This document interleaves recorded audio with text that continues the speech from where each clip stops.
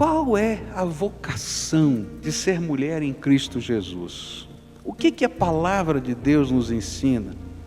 Porque se nós combatermos a discriminação que precisa ser combatida, mas não exercitarmos a vocação que Deus tem para nós, nós seremos novamente infelizes, sejamos homens ou mulheres. No dia 9 de março de 1857, na cidade de Nova York, numa fábrica têxtil dentro daquela cidade, mulheres entraram em greve, reivindicando algumas coisas especiais. Primeiro, uma redução no horário de trabalho, porque a jornada de trabalho naquele tempo era de 16 horas por dia. E elas pediram uma redução para 10 horas. E o pior é que nas suas 16 horas de trabalho como mulheres, elas recebiam menos de 1/3 do salário dos homens. E então elas entraram em greve. Mas a greve terminou de uma maneira trágica, pois os patrões não cederam. E ao contrário disso, fecharam as portas da fábrica e mandaram atear fogo no prédio. E naquele dia, 9 de março de 1857, 130 mulheres morreram queimadas. Passaram-se muitos anos, e em 1910, numa conferência internacional de mulheres, realizada na Dinamarca, isso aconteceu em 57, então 53 anos depois, na Dinamarca, em 1910, foi decidido, em homenagem àquelas mulheres, comemorar o dia 8 de março como o Dia Internacional da Mulher. E desde então o movimento a favor da emancipação da mulher tem tomado forma em todas as partes do mundo. E quando a gente olha para a história, certamente nós notaremos inúmeros casos em que a mulher foi discriminada. Mas quando nós olhamos para a palavra de Deus, nós vamos perceber que em Cristo a verdadeira vocação de ser mulher sempre foi enaltecida. E isso é uma coisa muito forte. É interessante que quando a gente começa a estudar a Bíblia sobre esse assunto, a gente não vai perceber Jesus fazendo apologia da mulher, nem Jesus fazendo apologia do homem. Na verdade, ele considerava tanto o homem como mulher como ser humano. E sempre tratou da problemática do ser humano, do homem e da mulher, o que já era uma grande diferença naquele tempo, porque mulher não tinha direito nem de comer na sala, só podia comer na cozinha. O filho, o homem, ia para a sala e a mulher ia para a cozinha comer. E olha só o que o escritor sagrado, o apóstolo Paulo, vai escrever sobre esse assunto em Gálatas capítulo 3, versículo 28. Diz assim a palavra do Senhor: desse modo, não existe diferença entre judeus e não judeus, entre escravos e pessoas livres, entre homens e mulheres. Todos vocês são um só, por estarem unidos com Cristo Jesus. Qual é a visão de Deus sobre esse assunto? É que não existe acepção de pessoas, não tem rico nem pobre, escravo ou livre, judeu ou não judeu, preto ou branco, homem ou mulher. Deus está olhando para cada um naquilo que Ele colocou da sua imagem e semelhança dentro da nossa natureza. Então, qual é a vocação de ser mulher em Cristo Jesus? O que a palavra de Deus nos ensina? Porque se nós combatermos a discriminação que precisa ser combatida, mas não exercitarmos a vocação que Deus tem para nós, nós seremos novamente infelizes, sejamos homens ou mulheres. Pois a nossa vocação em Cristo é a nossa verdadeira humanidade e a plenitude da nossa realização como pessoa nessa terra. Então, qual é a vocação de ser mulher em Cristo Jesus? E nesta noite eu queria tomar alguns exemplos da palavra de Deus de uma mulher, preferencialmente de uma mulher. Eu vou usar alguns outros exemplos de outras mulheres da Bíblia, mas preferencialmente eu escolhi uma que, de uma certa maneira, marca a existência do cristianismo, que é Maria, mãe de Jesus. Porque na história dela, e no fato dela ser mulher, e na vocação de Deus para ela, eu posso encontrar o sentido da vocação de ser mulher em Cristo Jesus, e de uma certa maneira, a vocação de ser servo de Deus em Cristo Jesus, sejamos nós homens ou mulheres. Então eu queria entender um pouquinho do que significa essa vocação. A palavra vocação significa chamado. Vocação de ser mulher em Cristo Jesus significa qual é o chamado, qual é a convocação de Deus para cada um de nós, ou especificamente para as mulheres em Cristo Jesus. O primeiro chamado de Deus, tanto para as mulheres quanto para os homens, é experimentar uma fé que possa direcionar a sua vida. Nada mais vai ter sentido na relação com Deus, se a fé que você tem em Jesus, se a tua busca por Deus não tiver a potencialidade de direcionar o caminho da tua vida. Porque senão seria uma mera crença. Mas esse tipo de fé registrado nas Escrituras é algo que envolve uma entrega profunda, radical da vida, a um propósito que vai além da nossa capacidade de entender, mas que o Todo-Poderoso está dizendo que tem para nós. E mediante a palavra dele, pela fé, a gente diz: estou aqui, pode me usar. O Senhor tem uma missão para mim, eu me sinto vocacionado, e aí eu encontro a plenitude da minha existência.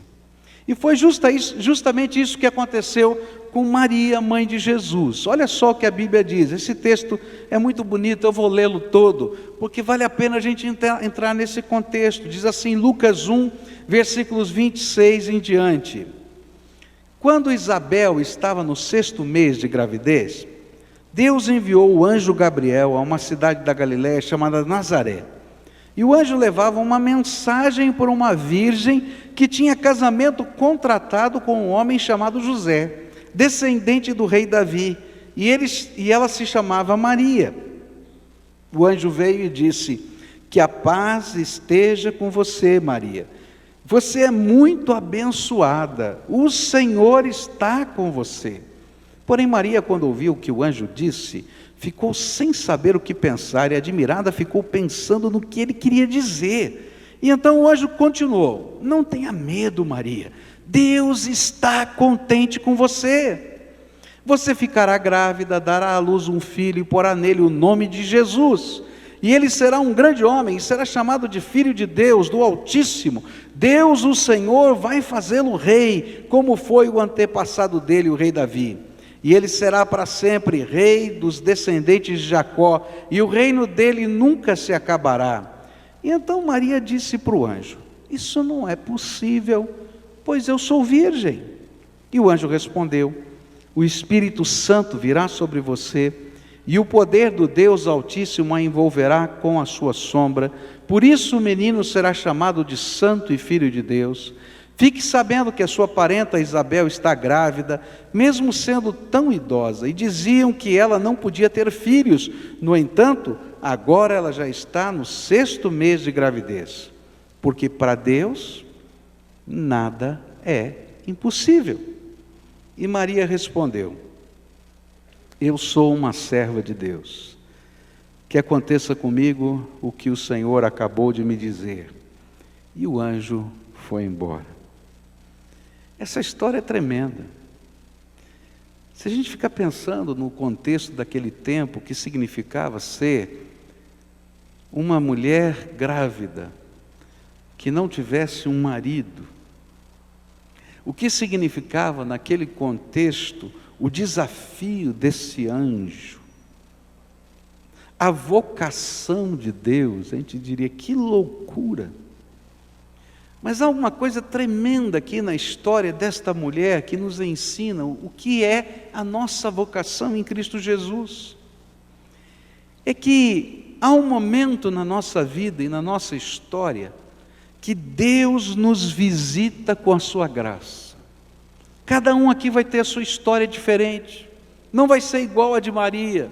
Eu tenho a minha história, você vai ter a sua história. Essa visitação de Deus vai acontecer de maneiras inusitadas e especiais, porque vai ter a característica da tua vida. Mas um dia o Senhor vai lá e bate na porta da tua vida, bate na porta do seu coração. E aí Ele diz: olha, eu tenho um plano para você, eu tenho um propósito para a sua vida. Você está disposto a abandonar todos os outros propósitos e colocá-los debaixo do maior de todos os propósitos, que é o chamado de Deus, a vocação de Deus, o toque de Deus na sua vida? E aí, quando a gente vive não apenas uma crença, mas a verdadeira fé, a gente diz: estou aqui, Senhor, eu quero o teu plano para a minha vida. A maior vocação que precisamos vivenciar é entender que Deus tem um plano para as nossas vidas e que só poderemos encontrar a razão da nossa existência e a plenitude das nossas realizações quando pela fé deixamos os nossos próprios planos para crer e entregar-se ao plano de Deus para a nossa vida. E queridos, isso não interessa se você é homem ou mulher, se você é pobre ou rico, se você é judeu ou não judeu, se você é escravo ou livre, como diz a Bíblia. Esse é um chamado santo e eterno de Deus para todo ser humano. E a gente só vai entender o sentido da vida, do porquê a gente está nessa terra, se a gente um dia, ouvindo a voz de Deus, está dizendo assim: Senhor, qual é o teu plano para mim? Eu quero cumprir a parte que o Senhor reservou para a minha vida. Vocação e missão nesse sentido andam juntos. E vocação sem missão, a gente ouvir a voz de Deus, o chamado de Deus, e não abraçar o plano de Deus, é frustração. Porque a gente sabe que Deus tinha um propósito maior, e que a gente parou no tempo e no espaço e não realizou o que podia ter realizado. E a gente vai se sentir frustrado ao longo da vida. Mas missão sem vocação, a gente simplesmente abraçar um projeto de vida e não entender que Deus tem um plano maior e o sentido da vida vai além, é insatisfação. Porque a gente vai fazer e vai sempre se sentir vazio, alma vazia. Há um chamado de Deus para cada um de nós.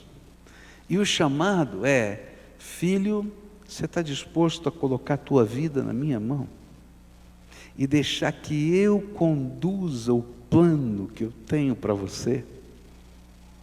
E é interessante que quando a gente crê nisso e diz: Senhor, estou aqui, coisas tremendas de Deus acontecem.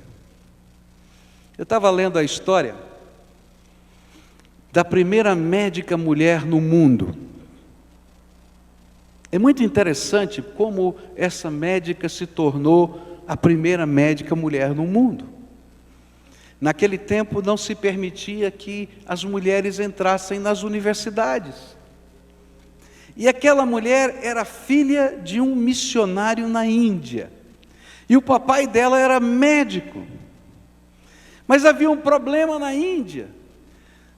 Os maridos não permitiam que um médico tratasse de uma mulher.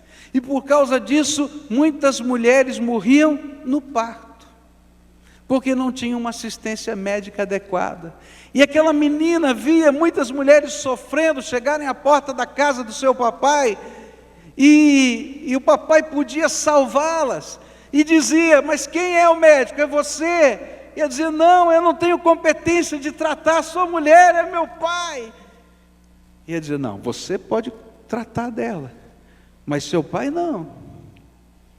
E ela via aquelas mulheres morrerem porque ela não tinha habilidade médica para tratá-las. E então ela entendeu que Deus tinha um plano para ela, que ela podia ser uma melhor missionária que o seu pai na Índia. E ela decidiu buscar de Deus a bênção de ser a primeira médica no mundo e a primeira missionária médica na Índia. Não foi fácil a jornada. Mas quando a gente sabe a vocação que Deus tem para a gente, o chamado que Deus tem para a gente, e a gente se entrega por fé ao propósito de Deus para a nossa vida, seja esse ou seja aquele, a gente não desiste, porque a gente sabe que o Todo-Poderoso vai fazer alguma coisa. Sabe quantas universidades ela escreveu e pediu uma vaga? Mais de 300.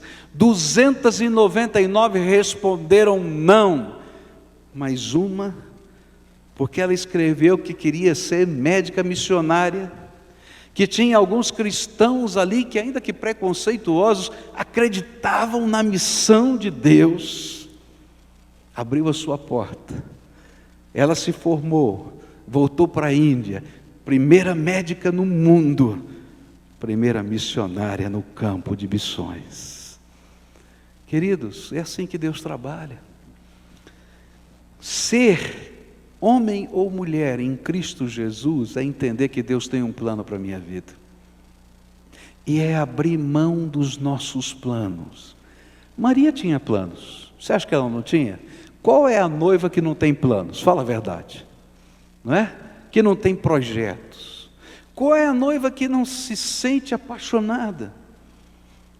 Que sabe o que vai acontecer nesse contexto, mas quando ela recebeu a vocação de Deus, a sua fé na palavra de Deus foi mais do que uma mera crença, foi uma entrega incondicional. E ela vai responder, Maria respondeu: eu sou uma serva de Deus, que aconteça comigo o que o Senhor acabou de me dizer. E o anjo foi embora. Queridos, sabe como é que começa a nossa vocação em Cristo Jesus? Quando eu digo, eu sou um servo de Deus, que o teu plano se cumpra na minha vida. Não importa, Senhor, qual é o caminho. Eu sou uma serva de Deus, que o teu projeto se cumpra na minha vida. Segunda característica ou aspecto de ser mulher em Cristo Jesus é algo que está ligado à própria natureza feminina. A mulher tem um chamado, uma vocação, uma dotação natural para a sensibilidade. É verdade ou não é? A Gabinha estava aqui do meu lado, né? Não é que está a Gabinha, não é? Na hora da oração, a Gabinha estava chorando tanto que não tinha lenço que desse conta. Agora ela ficou com vergonha. Ela é sensível, né? A mãe dela então continuou chorando do lado dela, né? E agora choram as duas juntas, né? Como é pequenininha, né? E tem uma sensibilidade. Ela fez aniversário, né?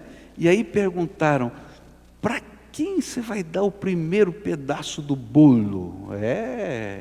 Para minha tia, horas boas, está doente, né? Eu vou dar o meu primeiro pedaço. Essa sensibilidade que faz parte da natureza feminina, nós vamos encontrá-la em vários lugares das Escrituras, mas eu quero olhar para Maria outra vez, mãe de Jesus, em pelo menos duas ocasiões. A primeira delas, quando Jesus ainda menino, e Lucas faz uma série de relatos de momentos da infância de Jesus e os conclui com a seguinte expressão, em Lucas 2:51. Olha que coisa interessante. E a sua mãe guardava tudo isso no coração. E a sua mãe guardava tudo isso no coração. Bom, essa expressão pode parecer sem sentido se a gente não entender como é que Lucas escreveu o Evangelho. A palavra de Deus diz que Lucas foi enviado de Alexandria por um homem chamado Teófilo para ir à cidade de Jerusalém e escrever algo conversando com os personagens da história que estavam vivos. E perguntar para Pedro, para João, para Maria, mãe de Jesus, como é que foi tudo aquilo, e colocar em ordem os fatos de uma maneira cronológica. E eu acredito que esses primeiros capítulos, ele estava sentado do ladinho de Maria. E diz assim: Maria, conta para mim, como é que foi esse negócio de Jesus nascer? E aí Maria vai contando a história. Sabe quando a gente pega um álbum de fotografia em casa, não é? E a gente começa a virar, é interessante, homem olha a fotografia de um jeito diferente de mulher, fala a verdade, não é? Homem, eu pego, por exemplo, 20 fotos, né? Agora é tudo no computador, e vejo tudo assim, em quadradinhos, né? Na minha frente, e vou virando as telas. Faça isso com uma mulher, vai arrumar uma encrenca. Como vai ver 20 fotos de uma vez? Tem que ver uma de cada vez. E quando a gente começa a ver uma de cada vez, não é? Se a gente faz parte da história, a gente não lembra só dos fatos da história, a gente lembra das emoções daquela história. E a ideia que me dá esse texto é que Maria está contando a história, não tem fotografia naquele tempo, ela está contando a história, e ele vai escrevendo os fatos da história, mas ele tem que registrar no final. E a sua mãe guardava tudo isso no coração. Como uma mãe que abre um álbum de fotos do seu bebê e narra os fatos, e não conta somente os fatos, mas expõe a sua alma, as suas emoções, as suas lágrimas, o seu sorriso, toda a sua sensibilidade. Maria fez isso com Lucas. E se há algo que faz a vida mais agradável, é a sensibilidade de uma mulher que conecta as pessoas, os lugares, os cheiros, as histórias, de tudo e ao mesmo tempo. Aí o homem fica doidinho, né? Porque consegue fazer essa conexão de tudo ao mesmo tempo. Deus deu a vocês essa capacidade de colecionar todas as coisas, não apenas na memória, mas no coração, fazendo com que emoções sejam repassadas. E faz parte da vocação de Deus que vocês usem isto para conectar pessoas, para unir a família. Você não pode imaginar a bênção que você é para unir a família. Qual é a mãe que não está cuidando para ver que o irmão não brigue contra o irmão, para que facilite o caminho, para que o cunhado e o outro cunhado, está entendendo? Está lá fazendo aquele jogo. Isso é uma bênção de Deus, é vocação de Deus, é bênção de Deus, porque vocês não guardam os fatos na memória, mas vocês passam pelo coração e nos ensinam as emoções da vida. E quando vocês fazem isso, unindo a família, vocês são aqueles instrumentos de Deus que suavizam os conflitos, que destroem os muros, que constroem as pontes. E quando esta sensibilidade é usada para o bem, que coisa tremenda é. Agora há um grande perigo, é que toda coisa boa pode se transformar ruim. E quando essa sensibilidade se torna em guardar as emoções ruins na alma, isso se torna amargura e faz com que a casa se torne amarga o tempo todo. Mas eu quero olhar para o lado positivo. É vocação de Deus para vocês que esta sensibilidade seja usada como Maria usava para conectar pessoas e ajudar os que necessitam. Em João capítulo 2, a gente vai ver Maria usando essa sensibilidade. E vai dizer os versículos de 1 a 5. 2 dias depois houve um casamento no povoado de Caná, na região da Galileia, e a mãe de Jesus estava ali. e Jesus e os seus discípulos também tinham sido convidados para o casamento. E quando acabou o vinho, a mãe de Jesus lhe disse: filho, agora sou eu que estou falando, né? Filho, o vinho acabou. E Jesus respondeu: não é preciso que a senhora diga o que eu devo fazer, ainda não chegou a minha hora. Na outra versão diz: o que eu tenho a ver com isso? Não chegou a minha hora ainda. Ela diz assim: filho, o vinho acabou. E ele responde: o que eu tenho a ver com isso? Ela não fala nada com o filho, olha para os empregados, na frente dele diz assim: tudo que ele mandar vocês façam, e vai embora. É aquela sensibilidade de perceber o ambiente, de enxergar as potencialidades, de não ficar fazendo drama, discutindo, mas de deixar as coisas acontecerem. Essa sensibilidade que conecta é uma sensibilidade tremenda para influenciar pessoas, tanto para o bem como para o mal. Como no caso de Eva, na Bíblia, que influenciou para o mal. O que faz parte da vocação de ser mulher em Cristo Jesus é usar essa sensibilidade para conectar as pessoas umas com as outras, e cada uma delas ao Senhor Todo-Poderoso. Pois é a sua sensibilidade que nos permite compreender a sensibilidade conectiva de Deus para cada um de nós, a ponto de Jesus vir a esse mundo, tomar o nosso lugar na cruz, descer ao Hades, ressuscitar, trazendo as chaves da morte e do inferno em suas mãos, para que todo aquele que se compromete pela fé com Jesus possa ser salvo e ter a vida eterna. Sensibilidade. A história de uma outra mulher, Florence Nightingale. Eu gosto da história dessa mulher. Uma jovem crente, cheia do Espírito de Deus,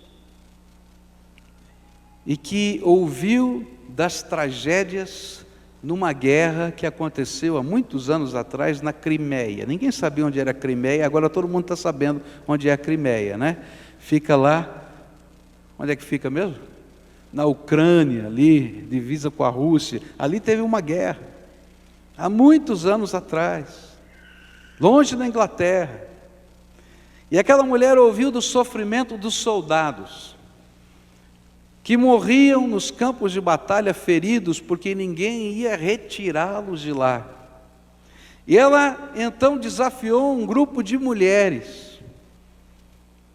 para irem lá como voluntárias enfermeiras, mas elas faziam muito mais do que a enfermagem tradicional, que era simplesmente dar um pouco de conforto, mas elas levaram os primeiros conceitos da enfermagem moderna, da asepsia, do cuidado. Mas uma coisa foi tremenda, é que quando caía a noite e ficavam naquele jeito de guerra antiga, nas trincheiras, os soldados de um lado e os soldados do outro, e os feridos que tinham tentado ir para outra trincheira quando tocava o apito, ela saía com aquelas mulheres com uma lanterna na mão. Por isso que o símbolo da enfermagem até hoje é a lanterna. E ela saía com a lanterna na mão, toda vestida de branco, e recolhia os feridos dos dois lados, não importava qual era o lado. Encontrava um soldado ferido, não importava se ele era inimigo ou não era inimigo, e carregava aqueles homens no meio do campo de batalha, com o perigo de ser morta, e tratava deles, e não permitia que ninguém pegasse como prisioneiro aquele inimigo ferido, e se ele ficasse bom, ele era devolvido para o seu campo. Você pode imaginar o impacto dessa mulher? O respeito que os homens tinham por essa mulher? Uma mulher que usou a sensibilidade que Deus havia lhe dado como vocação para fazer diferença e construir pontes no meio de uma guerra, que escreveu a história moderna da enfermagem, porque levou não apenas aquilo que era o normal do seu tempo, mas acrescido da sua sensibilidade, coisas técnicas, que talvez outros não quisessem usar, mas que ela queria fazer o melhor para aquele contexto.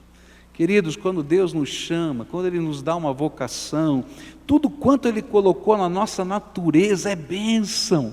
Aquilo que Ele colocou em você é especial, é único, porque Deus colocou aí, para uma hora certa, para um lugar certo, e a gente vai estando no lugar certo, na hora certa, com os dons que Deus nos deu.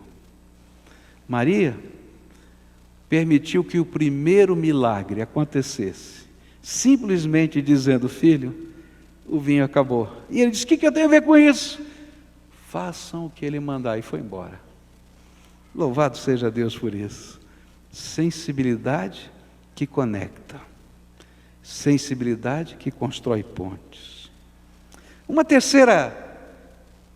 Terceiro aspecto que eu queria deixar com você, de ser mulher em Cristo Jesus, é a vocação à lealdade. Se há algo característico na natureza feminina, é a sua lealdade passional. Esse é um negócio interessante. A lealdade da mulher é passional. O que quer dizer isso? A lealdade não tem nada a ver com fatos, tem a ver com as pessoas que são amadas. Não significa que não possam ver o certo ou o errado, ou que abençoem o que é mal, não é isso não. Quando isso acontece é uma tragédia, mas não é o normal. Mas é a capacidade que ela tem de não desistir. A possibilidade de sofrer junto com a pessoa amada. A força de não diminuir a intensidade, porque isto não seria visto com bons olhos por outros. É a lealdade motivada pelo amor, só pelo amor.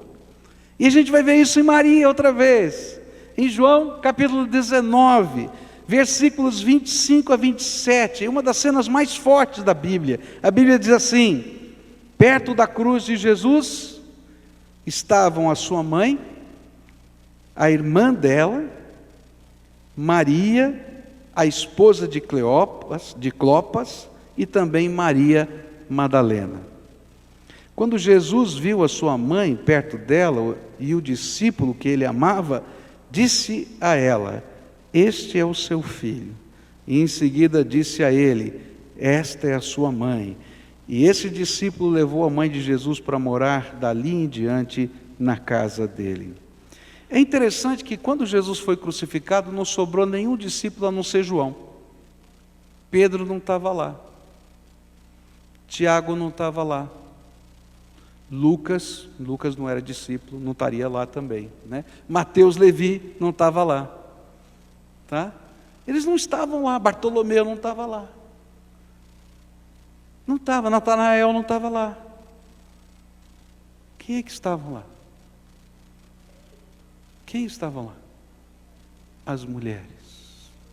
E um discípulo que era o caçula entre eles, o mais jovem entre os discípulos.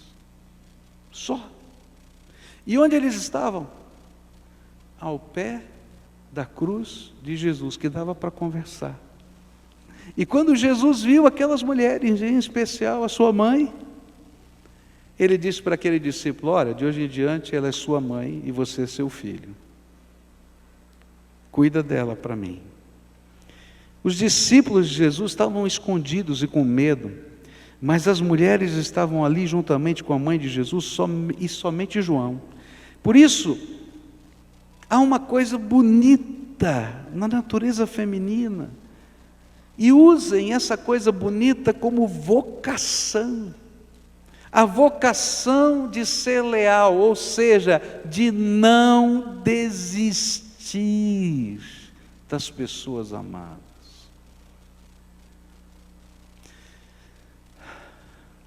Deus colocou no coração de vocês essa capacidade linda. Então, não desistam de orar pelas pessoas que vocês amam. Está demorando, Senhor. Está demorando para o Senhor responder, mas eu vou ficar do lado do Senhor, pedindo a tua bênção até que ela venha. Está entendendo? Não desistam de trabalhar pela salvação daqueles que vocês amam. É uma lealdade passional. Não desista, não desista. Não desista da sua família. Está tudo quebrado, está tudo arrebentado. Não desista da sua família. Tenta conectar as pessoas. Traz de volta para perto. É tão tremendo isso, gente. Porque se todos desistirem, não vai haver família. Um filho vai estar de um lado, outro do outro. Não sobra ninguém. Eu trabalhei com uma senhora já falecida, chamada-se Marjorie Grober. Naquele tempo não tinha e-mail, não tinha nada disso, a comunicação era bem mais difícil do que hoje.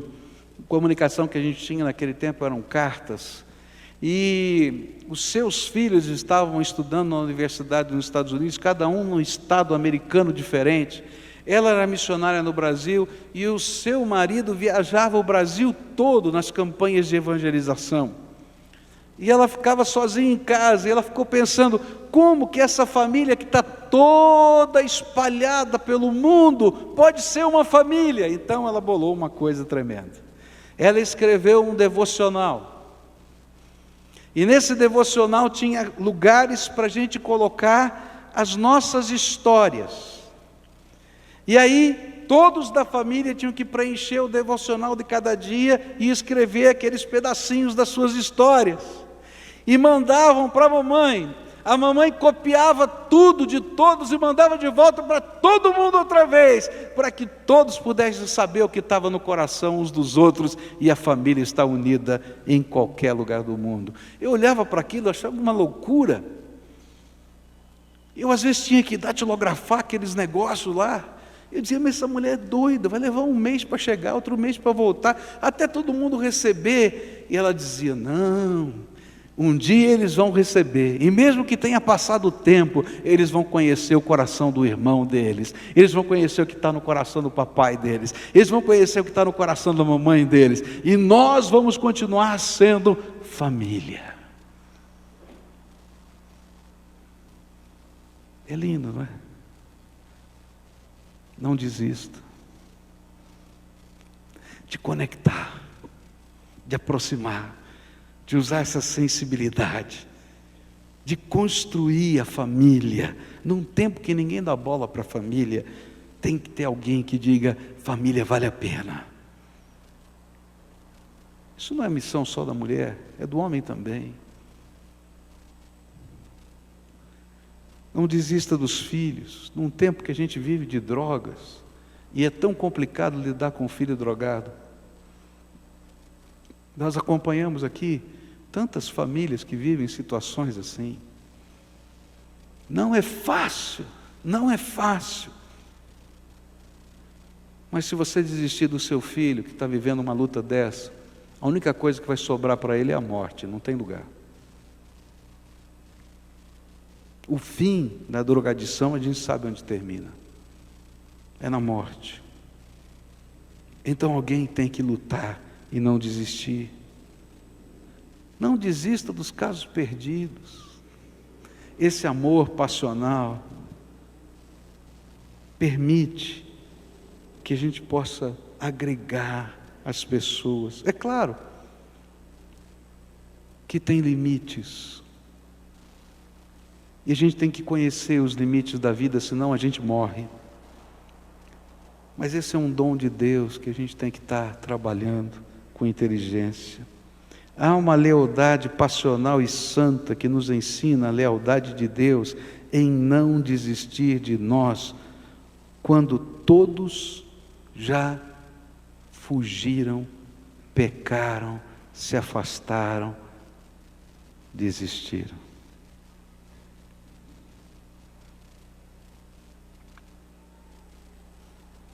A última vocação que eu queria colocar, e que é tão simples.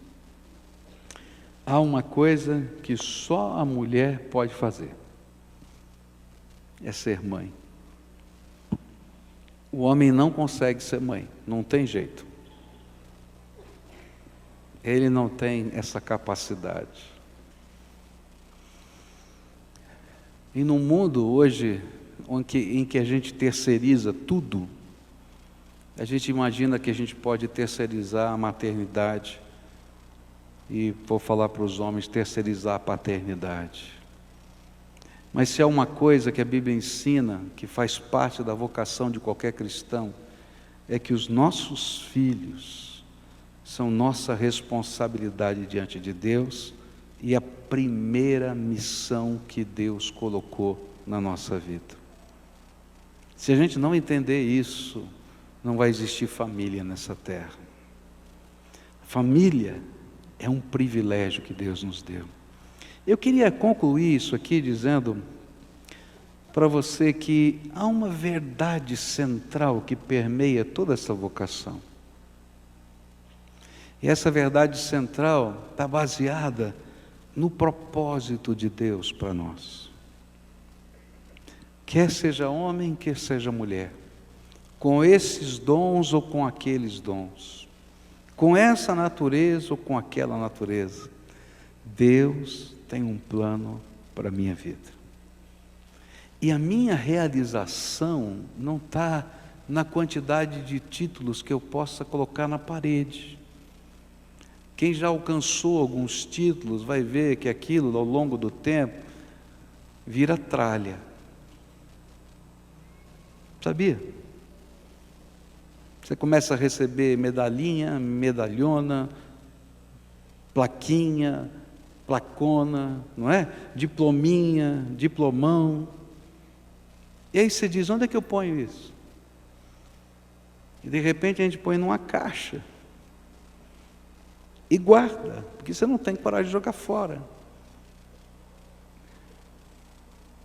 Mas vai chegar o dia que alguém vai jogar fora por você, porque não vai valer mais nada. E não é isso que dá sentido à nossa vida. Ascensão profissional não dá sentido à nossa vida. Você pode chegar no topo do topo.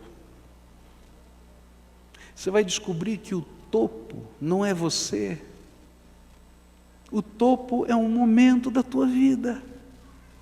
E se você chegou no topo do topo, toma cuidado que o próximo passo é cair. Não tem para onde ir. Não é isso que preenche a nossa vida.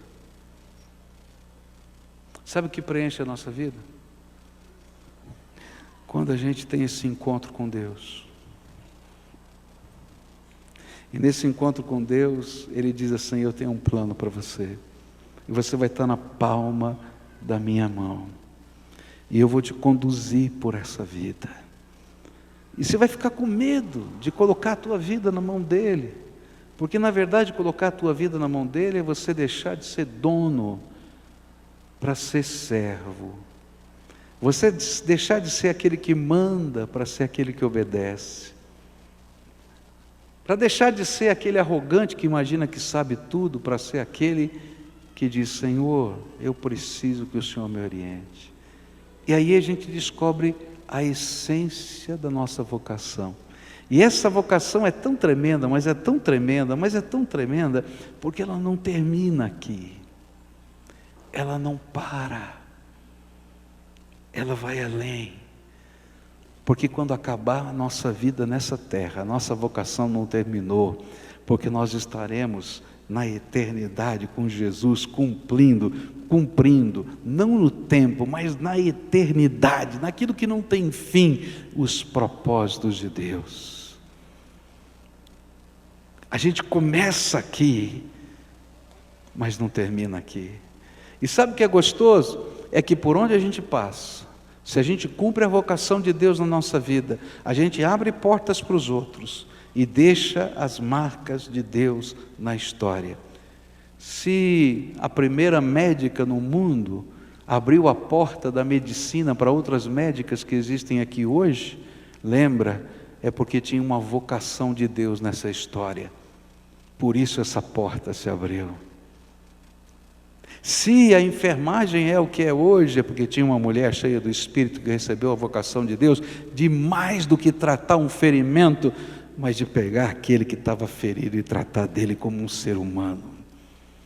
Cheia do Espírito, que levou um grupo de mulheres que eu não sei o nome, mas que acreditaram no chamado e na vocação de Deus. Hoje eu queria orar com você, por uma vocação maior do que aquela que o mundo está dizendo que existe para mim ou para você. O mundo está dizendo que a vocação que a gente tem é ganhar dinheiro. A gente escolhe a profissão hoje dizendo, isso ganha dinheiro ou não ganha dinheiro. Vou cursar ou não vou cursar porque dá dinheiro ou não dá dinheiro.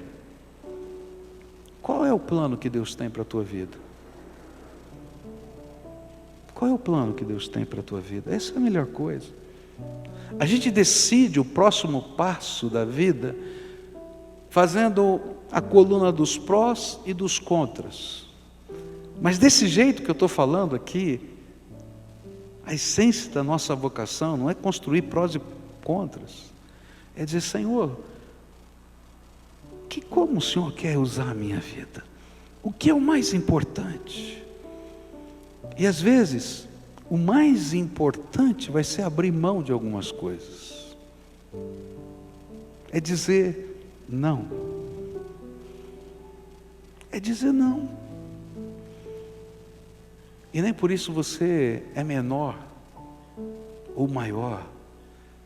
Você simplesmente vai estar no centro do propósito de Deus. Você já disse mais sim do que você podia? Eu já fiz isso tantas vezes. E a gente fica atropelado pela vida. E de repente Deus tem que dizer, para aí, acorda! O não faz bem. Porque você não foge do propósito que Deus tem para você. Agora lembra, tudo começa quando o Senhor nos visita. E diz, agraciado, agraciada. Deus está contente, porque Ele tem um plano para você. Para Maria foi ser mãe de Jesus. Para Pedro foi ser pescador de homens. Para João, entre outras coisas, foi ser filho de Maria. Está entendendo? E a beleza não está nos títulos. A beleza está nesse compromisso de Deus com a gente e da gente com Deus. Queria orar com você hoje. Eu não sei se você tem que dizer não, se tem que dizer sim. Eu não sei o que você está perseguindo na tua vida. Eu só estou dizendo que tem uma vocação maior, tem um chamado maior, tem uma bênção maior, tem um propósito maior. E esse propósito, essa bênção só Jesus pode dar para a gente. E quando a gente ouve, ainda que a gente tenha medo, Deus nos coloca no lugar certo, na hora certa, e nos dá a unção dEle para fazermos a sua obra. Se o Espírito de Deus está falando com você, e hoje você gostaria de fechar um pacto com Deus, um pacto. Senhor, me visita. Eu quero essa visitação do Senhor. Eu quero o plano que o Senhor tem para a minha vida. Eu quero o teu propósito. Se tiver que abrir mão de alguma coisa, presta atenção no que eu estou falando. Eu estou disposto a abrir mão, porque eu sei que o teu propósito é o melhor para a minha vida. Se tiver que abraçar um projeto novo, eu estou aberto, porque eu quero estar no centro da tua vontade. Se você está ouvindo isso e ecoa no teu coração, porque o Espírito de Deus está dizendo, estou falando com você, eu queria convidar você para ficar de pé no teu lugar, para a gente orar, selando isso. É um pacto, é um compromisso. Então, se o Espírito de Deus está falando com você, vai ficando de pé aí no teu lugar, e a gente vai orar juntos, dizer, Senhor, eu ouvi a tua voz. Eu não sei qual é a vocação, o projeto, o plano, mas o teu plano para a minha vida eu quero inteirinho, do jeito que o Senhor planejou para mim. Dá até medo, porque eu sei que o controle vai ser teu, e a minha fé não vai ser simplesmente uma crença de que o Senhor existe. Eu quero que essa crença esteja focada na mudança que o Senhor vai fazer na minha vida. Vamos orar juntos. Pai querido, é em nome de Jesus que nós estamos aqui, reconhecendo que somos humanos, fracos, impotentes, incapazes, reconhecendo que há defeitos na nossa vida, que o mundo não é perfeito, que as pessoas que estão à nossa volta também não são, mas que o Senhor tem um plano para mim, que o Senhor tem um plano para cada um de nós, e que esse plano e esse propósito é o que dá sentido à nossa vida. Por isso, nós estamos em pé na Tua presença para Te pedir: visita-nos com a Tua graça, visita-nos agora, assim como um dia o Senhor visitou Maria, e que o Senhor revelou a ela que o Senhor tinha um plano para ela. Não tinha todos os detalhes, só disse que tinha um plano para ela. Então fala, Senhor, conosco, porque o que nós mais queremos, Senhor, é estar no centro da Tua vontade. Senhor, revela o Teu poder na nossa fraqueza, revela, Senhor, o Teu amor na nossa pequenez, revela a Tua grandeza e força na nossa falibilidade. Mas, Senhor, deixa-nos ser Teus servos, e que se cumpra em nós a Tua vontade. Venha, ó Espírito Santo, e guia os Teus filhos, dá a vocação, dá a missão, dá a unção do Teu Espírito para que isso aconteça, e que onde quer que eles estejam e para onde estejam indo agora, o Senhor os direcione. E se tiver que fazer uma virada de 180 graus, revela, Senhor, o sentido dessa virada, porque nós queremos estar disponíveis para isso. Fala conosco, Pai, dirige-nos, é aquilo que oramos em nome de Jesus. Amém.